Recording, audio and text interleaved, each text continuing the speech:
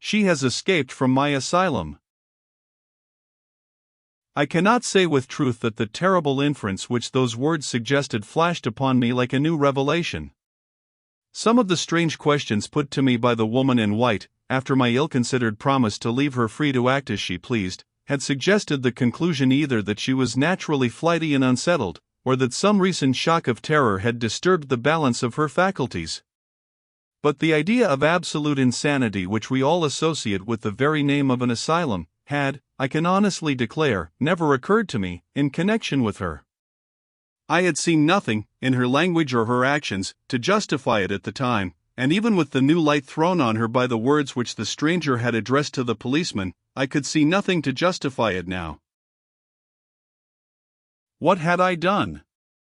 Assisted the victim of the most horrible of all false imprisonments to escape, or cast loose on the wide world of London an unfortunate creature, whose actions it was my duty, and every man's duty, mercifully to control?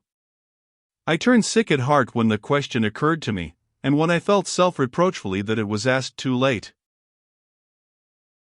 In the disturbed state of my mind, it was useless to think of going to bed, when I at last got back to my chambers in Clement's Inn.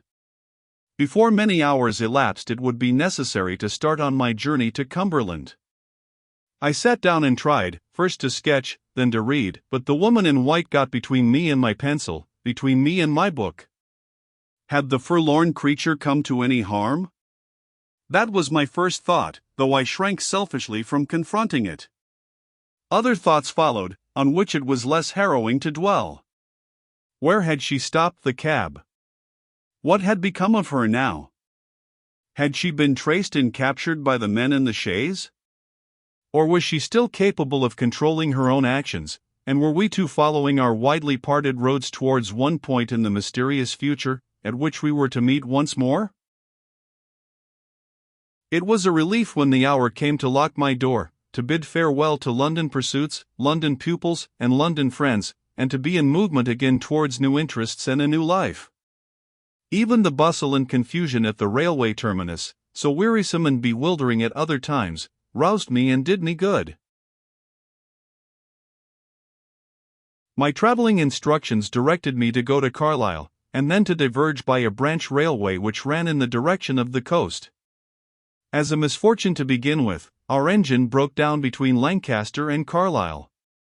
The delay occasioned by this accident caused me to be too late for the branch train, by which I was to have gone on immediately.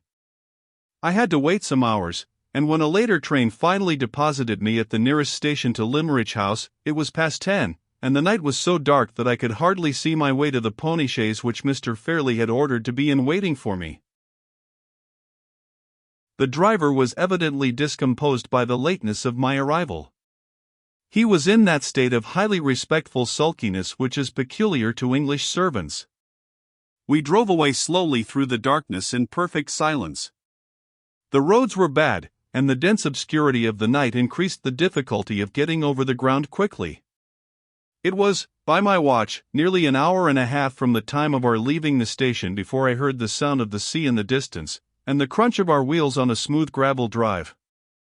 We had passed one gate before entering the drive, and we passed another before we drew up at the house.